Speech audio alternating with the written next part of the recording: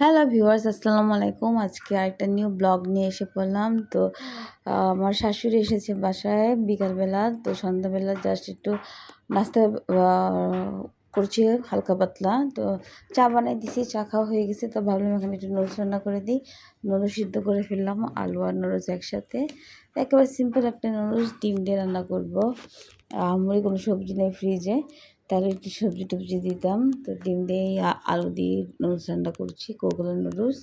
তো এখানে আমি কড়াইতে দেখতেছেন আমি এখানে পেঁয়াজ মরিচ একসাথে দিয়ে দিয়েছি। আসলে এই চুলায় রান্না করতেছি তো শুধু বড় কড়াইটা খালি লাফ মারে। মানে এই চুলায় রান্না করলে এটাই একটা সমস্যা। এখানে যেগুলার বলে কড়াইয়ের পিছন সাইড সমান থাকে তাহলে এখানে রান্না করে মজা পাওয়া যায়। ঠিক আছে? তো যাই হোক রান্নাবান্না করছি আর আপনাদের সাথে গল্প করছি। তো এখানে আমি একটা ডিম দিয়ে দিলাম।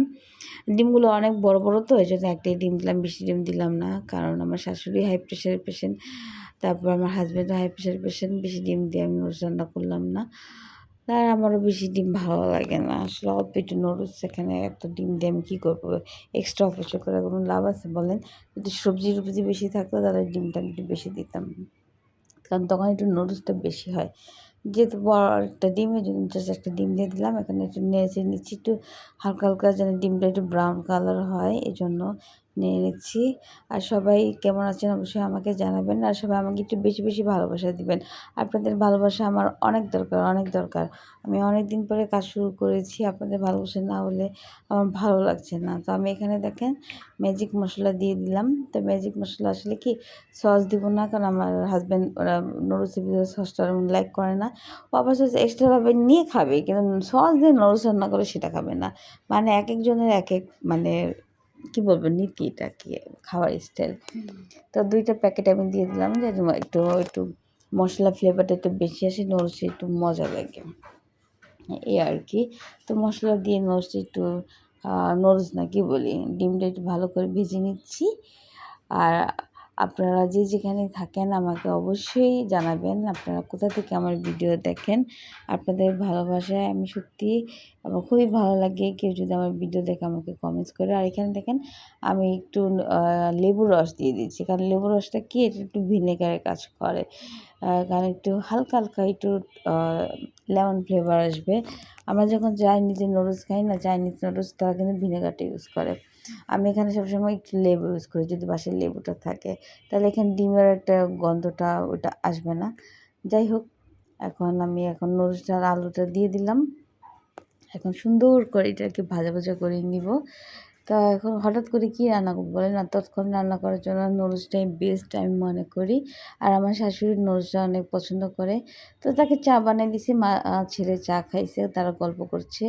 তো আমি এখানে ডিউটি করছি, আমি এখন নুডলস রান্না করতেছি। আসলে আমার ম্যারিড লাইফ আজকে ৫.৫ বছর প্লাস। কিন্তু সত্যি কথা বলতে আমার শাশুড়ির সাথে আমার কখনো এই টাইপের কোনো ঝগড়াই হয় নাই। এটা আপনাদের কাছে এটা কোনো কাহিনী লাগতে পারে, আসলে কাহিনী না, সত্যি কথা বলতে এটাই সত্য। কারণ আমার আব্বু-আম্মু আমার শাশুড়িকে অনেক লাইক করতো। আর সেও আমাকে কখনো উচ্চস্বরে কখনো কথাও বলে নাই, আমাকে গালি দেওয়ার কথা বলে নাই। তো আমার রান্না হয়ে গেছে। আর আমার বাসায় আমার শাশুড়ি আসলে আমার খুবই ভালো লাগে। তো আমরা গল্প করি, আড্ডা করি। আর এখন সে বলছিলাম ডিনার করে যেতে, সে ডিনার করবে না। সে বলছে আমি জাস্ট হালকা পাতলা নাস্তা করব। এই তো হালকা পাতলা নাস্তায় আমি তাকে দিলাম। তো ভাজা পুড়ো আমার হাসব্যান্ড আনতে চাইছিল যে পুরি-টুরি, সিঙ্গারা-টিঙ্গারা খাবে নাকি? সে এগুলা খাবে না, বলে না ভাজা পোড়া তাকে ভালো লাগতেছে না। আমরা কিন্তু আবার খুব মজা করে মুড়ি মাখা করি। মানে আমার শাশুড়ি আসলে আলু চপ, বেগুনি দিয়ে ওটা খেতে আমাদের খুবই ভালো লাগে। তো আজকে যেহেতু নুডলস রান্না করছে, আমার শাশুড়ি বলছে, "না ওটার দরকার নেই, টাকা এত নষ্ট করার দরকার নেই। আমার নুডলস রান্না করো, এটাতেই হয়ে যাবে।" যেমন নুডলসটাই আমরা সবাই মজা করে অনেক আরাম করেই খেয়েছি। ১ প্যাকেট নুডলসে দেখেন আমাদের ৪ জনের হয়ে গেছে। আমার হাসব্যান্ড, আমি, আমার শাশুড়ি আর তাসফি ৪ জন। তো আজকে একেবারে সিম্পল একটা ব্লগ আপনাদের সাথে শেয়ার করলাম। আমি আশা করি অবশ্যই আমার ব্লগ আপনাদের ভালো লাগবে। আর আপনারা প্লিজ আমার জন্য দোয়া করবেন। আমি যেন কাজ করে যেতে পারি আর সুন্দর, সুন্দর ব্লগ আপনাদের দিতে পারি। আল্লাহ যেন আমাকে সুস্থ রাখে। আমার ফ্যামিলিকে সকল প্রকার বদনজরের হাত থেকে রক্ষা করে। আমি আমার হাসব্যান্ডকে যেন আল্লাহ ভালো রাখে, সুস্থ রাখে। আপনাদেরকেও যেন আল্লাহ ভালো রাখে, সুস্থ রাখে। কারণ যারা, যারা আমার ভিডিও দেখে তাদের জন্য আমার মন থেকে অনেক দোয়া। তো তার জন্য সবাই ভালো থাকে, সুস্থ থাকে। তো আমি সুন্দর করে 4টা বাটিতে একেবারে সমান সমানভাবে বেড়ে নিচ্ছি। নুডলসটা আসলে আমার কাছে অনেক ভালো লেগেছে, সবার কাছেই অনেক ভালো লেগেছে। তো নুডলসটা এখন আমি সবাইকে দিয়ে দেবো। আজকে আমি আর ক্যামেরার সামনে আসিনি, কারণ আমি আজকে ভাবলাম এমনি নর্মাল একটা ব্লগ করি, কারণ আজকে আর কথা বললাম না, এই জন্য ভয়েস দিচ্ছি আপনাদের সাথে।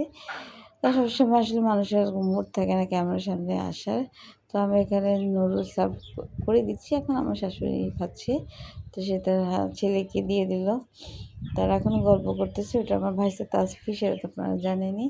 তো আমরা সবাই মিলে এখন আড্ডা দিচ্ছি আর খাচ্ছি, এই আর কি। তো আপনারা সবাই আমার জন্য, আমাদের পরিবারের জন্য দোয়া করবেন, আমার জন্য দোয়া করবেন। যে যেখানে থাকেন ভালো থাকেন, সুস্থ থাকেন। আর আমার চ্যানেলকে অবশ্যই লাইক, কমেন্ট, সাবস্ক্রাইব করবেন। আল্লাহ হাফেজ।